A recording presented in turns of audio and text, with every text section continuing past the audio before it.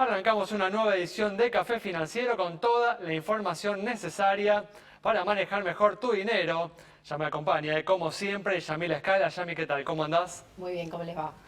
Bueno, Yami, hoy nos vas a hablar de esta nueva facultad de la Agencia Nacional de Seguridad Vial para suspenderte la licencia de conducir. Sí, y se puede pedir la reevaluación de los conductores temerarios. Muy bien, vamos a ver de qué se trata esto en instantes. También se encuentra Melina Manfredi. Meli, ¿qué tal? ¿Cómo andás? ¿Qué tal, Ale? ¿Cómo estás?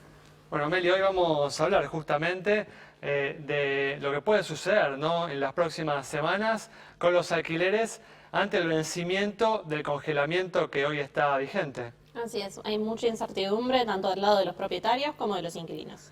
Un tema realmente importante. Y también vamos a hablar en el último bloque, vamos a conversar con el especialista en temas educativos, Pablo Aristizábal, sobre cómo se viene manejando este tema en el contexto de la pandemia, y también vamos a brindar información para los productores agropecuarios que en las próximas semanas están iniciando la campaña gruesa. Justamente vamos a hablar de las coberturas de seguros disponibles para ellos. Ahora vamos a una muy breve pausa y en instantes regresamos con todos estos temas. Y muy bien, entonces, como decíamos, hace instantes arrancamos el programa de hoy con información para los inquilinos que están hoy preocupados porque a partir del 30 de septiembre se vence el congelamiento de los alquileres vigentes. ¿Qué información tenemos, Meli, para ellos? Sí, Ale, no solo se vence el congelamiento, sino también se vence lo que habían sido las prórrogas de los contratos vencidos desde el 20 de marzo hasta ahora, que todos se extendían de facto hasta el 30 de septiembre, salvo que el inquilino lo rescindiera, por supuesto. Con lo cual, los inquilinos están en una situación bastante complicada porque primero que no saben si tienen que salir a buscar un nuevo departamento, una nueva casa. Y por otro lado, el tema del congelamiento había sido desde marzo todo lo que sea la diferencia entre lo que se debía pagar según los ajustes que estaban prepactados en cada contrato hasta ahora, se debería empezar a pagar en cuotas, entre 3 y 6 cuotas, a partir del alquiler de octubre, en cuotas consecutivas. Obviamente, cuando se estableció todo esto, se suponía que para esta altura la pandemia habría pasado, los ingresos se habrían recuperado. Tal cual. Pero la realidad es que no es así. Desde las asociaciones de inquilinos reclaman o una nueva extensión del congelamiento o alguna otra medida que ayude a paliar la situación y la crisis habitacional, ¿no? Del otro lado de la mesa, lo que son las inmobiliarias y las cámaras del sector dicen que un nuevo congelamiento va a impactar sobre la oferta de propiedades en alquiler. Por ahora el gobierno está evaluando diferentes alternativas, no se pronunció por ninguna en particular. Quien sí se pronunció fue el Banco Central, que esta semana lo que hizo fue empezar a publicar el índice para la actualización de los alquileres según la nueva ley. ¿Te acordás que es un índice compuesto en partes iguales entre el índice de precios al consumidor y el índice RIPTE, que es el de la remuneración promedio? Bueno, a partir de ahora ya está en la web del Banco Central, en la home, ya se puede empezar a seguir. Y como va a tener actualización diaria, va a poder servir para indexar todos los contratos que van a ser indexados anualmente, según la nueva ley. Muy bien, perfecto. Hay información entonces importante de este tema, realmente delicado. Vamos a brindar ahora información sobre seguridad vial, porque con el afán, ¿no?, de reducir los accidentes viales, la Agencia Nacional de Seguridad Vial podrá, a partir de ahora, suspender las licencias de conducir a aquellos conductores que se manejen, ¿no?, en forma imprudente. ¿Es así, Yami? Sí, y la pregunta era, bueno, ¿cómo operaba? ¿Cómo es que hay un agente dedicado a eso? ¿Cómo se da esta situación? Con ya algunos casos que veníamos conociendo en los últimos meses, por ejemplo, en Mar del Plata se suspendió la licencia a un conductor que evadió un control y eso generó que otro auto atropellara a un agente de tránsito. Bueno, entonces, a ver, cuando se detectan imprudencias o directamente ocurre un siniestro, es que la Agencia Nacional de Seguridad Vial pide a esa jurisdicción la suspensión ¿sí? En los 5 días de la licencia nacional de conducir. Nada que ver con el auto, con la licencia, es esto. Y ahí se pide un examen, ¿sí? Que durante los 5 días hábiles siguientes se le tiene que hacer al conductor, se notifica, con una evaluación que tiene que ver con la personalidad, la atención, la concentración, mecanismo de defensa, control de los impulsos, ansiedad, bueno, y ahí se determina si esa persona se le devuelve o no, ¿sí? O se sigue suspendiendo esa licencia nacional de conducir. Entonces, bueno, se trata y se habla de una reevaluación de ese conductor, que bueno. Sí, uno se pregunta por qué no le hicieron antes la evaluación, ¿no? Al conductor. Cuando le dieron el registro. Bueno, ¿no? ese es un gran punto, pero lo concreto es que una vez que se emite la licencia, después pueden ocurrir situaciones, digamos, en la cancha, hablando mal y pronto, y ahí esto, bueno, volver a ser evaluado de repente. Entendiendo que no es lo mismo una situación que aún... Pero hay que manejar bien porque esto implica vidas humanas. Entonces, ahí está el punto, más allá de cualquier situación puntual que estemos viviendo los seres humanos. Así que, bueno, algo más que se suma y que después también dependerá de cada jurisdicción y cómo se aplica, pero ya esto está publicado en el boletín oficial y, bueno, veremos los resultados de acá a un tiempo. Muy bien. Bueno, Meli, ¿qué pasó con la suspensión de los pagos de las cuotas de los créditos ANSES que venció el lunes pasado? Bueno, siguen suspendidas. Buenas noticias para los deudores de créditos ANSES. Siguen suspendidas hasta el 31 de octubre y en realidad esto se incorpora a un periodo de gracia que por una razón o por otra se extendió en lo que va del año todos los meses. Así que es una buena noticia para los beneficiarios. Mientras tanto, ANSES presentó un proyecto de ley para que no se capitalicen los intereses de los préstamos otorgados por ANSES hasta el 1 de enero de 2021. Así que vamos a ver en el recinto cómo progresa ese trámite. Muy bien, también hay una buena noticia para los usuarios de la cuenta DNI, ¿no?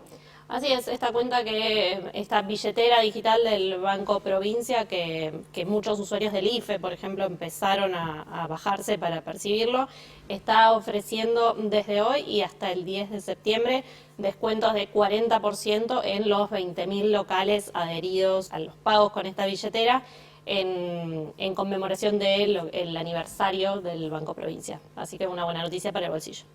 Muy bien, para aprovechar entonces cerramos este bloque con esta información. Recordá que te puedes comunicar con nosotros a través de Twitter, a través de Facebook y a través de WhatsApp.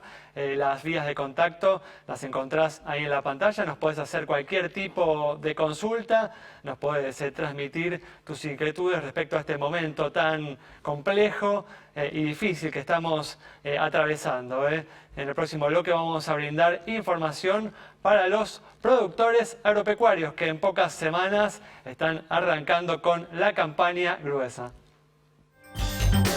Muy bien, abrimos este segundo bloque como siempre para entrar en detalle en algún producto de seguros, algún producto bancario y hoy vamos a hablar de seguros agropecuarios de cara al inicio de la campaña gruesa en las próximas semanas. Para ello estamos con Mariano Sacco, que es jefe de riesgos agrícolas de Galeno Seguros. Mariano, ¿qué tal? ¿Cómo andás? Hola, buenas tardes, ¿cómo le van? Bueno, gracias por atendernos. Y contanos, Mariano, bueno, ¿cuáles son las coberturas que hoy le están ofreciendo los productores agrícolas? Bueno, buenas tardes ante todo. Efectivamente, Galeno, esta campaña arranca con este tipo de coberturas, brindando una herramienta de transferencia de riesgo al sector agrícola. Y lo que estamos ofreciendo son coberturas agroclimáticas de las más comunes del mercado, de las que el productor agropecuario hace uso, específicamente las coberturas de granizo con sus adicionales, y dentro de ese tipo de coberturas tenemos un pack muy completo donde cubrimos desde la misma siembra con coberturas de planchado o encostramiento hasta la cosecha de la producción. ¿Cuál es el diferencial, Mariano, que ustedes están trayendo a este segmento del mercado?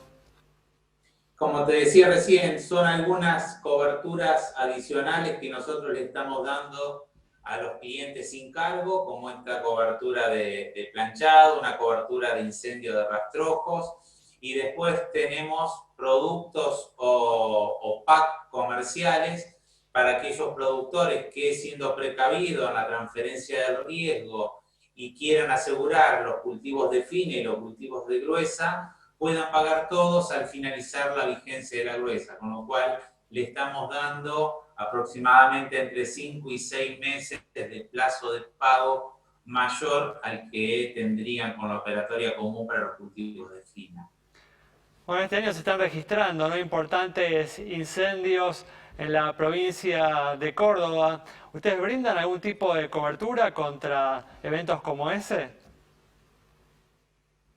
Sí, nosotros tenemos dos coberturas o dos ramas que se pueden fusionar perfectamente para hacer uso de cubrir justamente el patrimonio del productor agropecuario. Esos son los integrales agropecuarios, junto con la cobertura para los cultivos. Nosotros cubrimos contra incendio a la planta o el cultivo en pie, arraigado al piso, y también, si se le adiciona una cobertura adicional, valga la redundancia, de integral agropecuario, el cual tenemos disponibles para ofrecer, se puede cubrir por incendio no solo el patrimonio, hablando de casas, maquinarias del productor agropecuario, sino también el almacenamiento de grano, como los silos bolsas, y por sobre todas las cosas, algo que no es común pensarlo, pero que es valioso en el momento de reponer, que es el incendio de los alambrados. No se tiene en cuenta muchas veces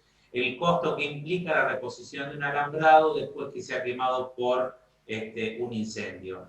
Entonces, con estas dos ramas, lo que es integral agropecuario, sumado a la cobertura de riesgos agrícolas de los cultivos, tenemos justamente una cobertura en forma sistemática para el productor agropecuario.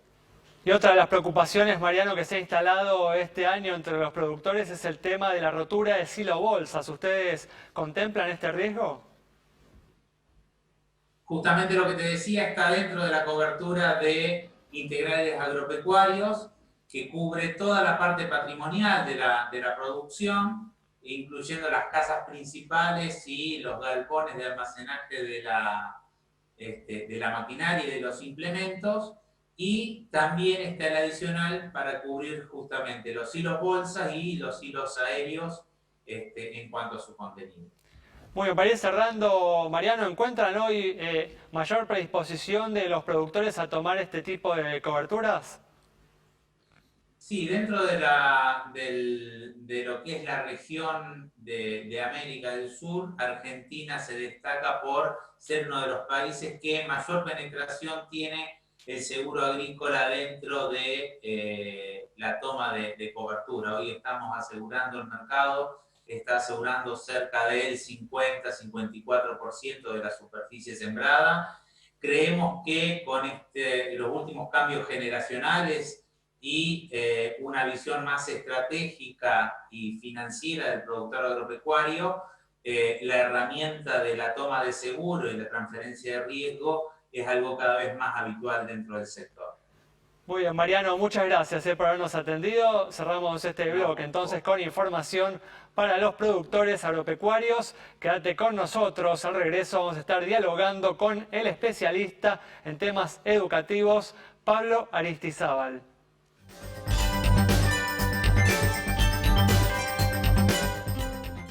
Muy bien, arrancamos este último bloque ya con la presencia de Pablo Aristizábal, que es emprendedor tecnológico educativo. Pablo, ¿qué tal? ¿Cómo andás? ¿Cómo estás, Alejandro? Bien. Bueno, gracias por atendernos. Y bueno, justamente uno de los principales temas de conflicto de la pandemia entre el gobierno de la ciudad y el gobierno nacional ha sido el tema educativo, con los intentos justamente de las autoridades de la Ciudad de Buenos Aires de avanzar, ¿no?, con un regreso parcial a las clases presenciales. ¿Cómo estás viendo, Pablo, estos intentos? ¿Apoyás estas iniciativas? Yo creo que en realidad son un coletazo de otros temas que están en disputa. El tema más importante que tenemos que poner foco es en cómo resolvemos el tema de los niños en esta pandemia, ¿no? Y que no abandonen la escuela. Vos pensá, Alejandro, que nosotros tenemos un 50% de chicos antes de la pandemia que abandonaban la secundaria. Entonces, frente a esta situación, seguir perdiendo chicos es un tema muy complejo. Buscamos maneras que vamos, venimos en todo lo que es la pandemia, en todo lo que es el proceso de salud, en todo lo que es el proceso. Bueno, lo que se está en búsqueda de todos a mí me parece, los maestros, los docentes, los directivos, es tratar de perder la menor cantidad de chicos en su hábito escolar, que es lo que no tenemos que perder, en que su hábito del proceso de escolarización, de alfabetización, ¿no? Eso es muy importante para que el país pueda continuar en un proceso de una sociedad que ingrese a la era digital, ¿no? O a esto respondía, ¿no? Justamente el intento de las autoridades de la ciudad de darles espacios, ¿no?, a los niños que no tienen herramientas tecnológicas para acceder al contacto, ¿no?, con los docentes. Claro, bueno, ahí mira, el tema es que mi posición es una posición un poco, te diría, extrema. Yo no creo que sea un problema de dispositivo, de tecnología, el problema que estamos teniendo en nuestro país, sino que tenemos un problema cultural, de entender que la tecnología nos permite enseñar mejor o enseñar distinto o enseñar en un medio que es importante que los chicos aprendan a partir de ese medio y que los niños, los estudiantes entiendan que la tecnología sirve para, obviamente, aumentar mi inteligencia biológica. Dicho difícil, pero dicho en fácil, que yo puedo aprender a aprender a partir de la tecnología. Antes, nosotros íbamos y mirábamos una enciclopedia, mirábamos un diccionario, nuestros padres nos llevaban ahí o a una biblioteca, nos llevaban ahí para ir a buscar el conocimiento o co-construir el conocimiento. Hoy tenemos que dejar de ver la tecnología como una herramienta de entretenimiento solamente o de gaming, por eso se habla mucho de los nativos digitales, que los chicos son nativos y que los grandes no. Eso es muy relativo. Lo que ellos serán nativos digitales cuando puedan aprender a aprender con la tecnología, cuando puedan aprender a aumentar con la tecnología, cuando puedan tener un pensamiento crítico digital. Ahora bien, estamos en una situación que no sabemos cuánto va a durar, con una clara transformación que va a abarcar incluso a ese futuro laboral de muchos de esos chicos que hoy debieran estar en la escuela, y sin lugar a dudas con un montón de nuevas herramientas que impone esta realidad y que ya se venían trabajando. Ahora, ¿cómo se trabaja esa transformación cultural y la necesidad de tener esa herramienta para poder acceder a esta transformación? Porque en concreto los chicos al aula en este momento no están pudiendo ir, y hay algo en riesgo ahí respecto de su educación muy importante, más allá del compartir y más allá de todo lo bueno que trae la tecnología. Sí, la pregunta tuya va al centro del tema, ¿no? O sea, cómo nosotros culturalmente no construimos una nación que piense con aires en lógica digital, que es largo de explicar, complejo, pero lo que está cambiando son los usos y costumbres, ¿no? Lo que está cambiando es la manera como nos relacionamos, la manera como conseguimos una pareja, la manera como estamos yendo a trabajar. De hecho, si vos no tenemos que ir muy lejos, ya mira, vos te encontrás con el taxista que tiene una relación distinta. Incluso pensá que cuando vos estás subiendo a uno de estos autos de taxi de app, ese señor ya no puede hacerlo en negro, porque la factura va directamente a la FIP. No, imagínate que está cambiando incluso la relación impositiva, cuando nosotros no vamos a pedir el taxi, sino que el taxi gira alrededor nuestro, pero está cambiando. Pensar en digital, en cultura digital, requiere de un pensamiento sistémico, holístico y de mucha novedad. Ahora, ¿cómo se resuelve?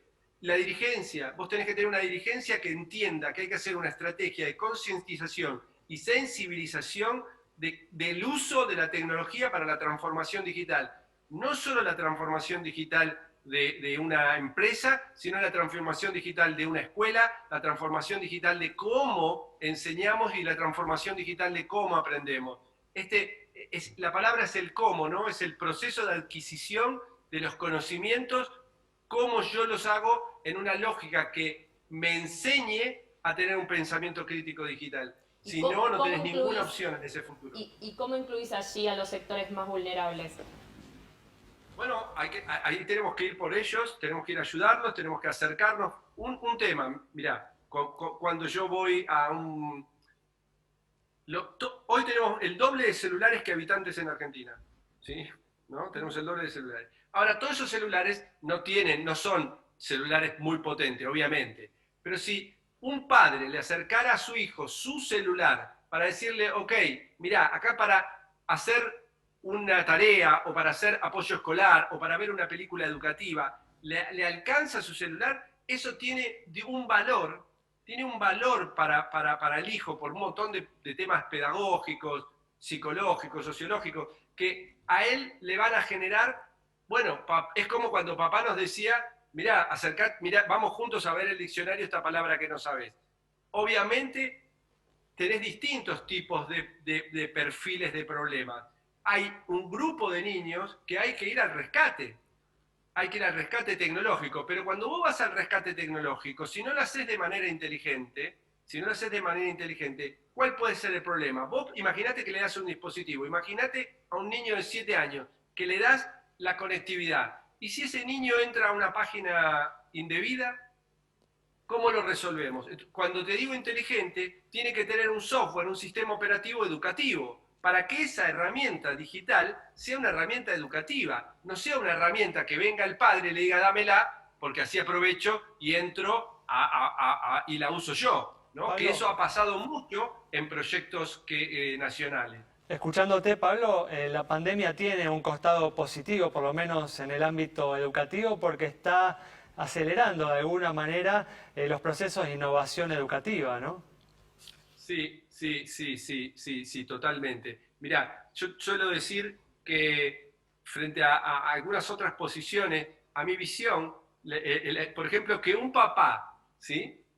Alejandro, que un papá esté conectado con un alumno o con el maestro vía WhatsApp es la mayor innovación tecnológica que se ha introducido en el aula.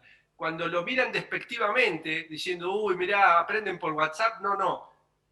Lo que está pasando ahí es que a partir de ahora se vuelve a conectar en lo que es la educación que va por encima de la escuela, está la familia, los valores y los conocimientos, se vuelve a hacer una conexión entre el hogar y la escuela. Y eso no es un tema menor, porque pensate cuando tu hijo tenía un problema, te dice, no, le fue mal en matemática, y vos decís, ¿sí, qué hago yo? ¿Cómo ayudo a ¿Cómo lo ayudo? ¿Le fue mal en matemática? No sé, ni yo ni me acuerdo de cómo era. Ahora, si la maestra te manda un WhatsApp y te dice, mirate Alejandro, Janina, este link con tu hijo, que vas a ayudarlo porque estamos con un problemita de fracciones, tomá que acá hace unos ejercicios, para mí hubiera sido una bendición.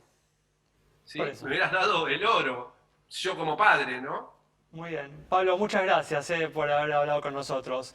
Cerramos entonces el programa de hoy con las reflexiones de Pablo Aristizábal sobre los cambios en materia educativa que se vienen dando en el contexto de la pandemia. Nos reencontramos el próximo miércoles a las 20:30 aquí en Metro.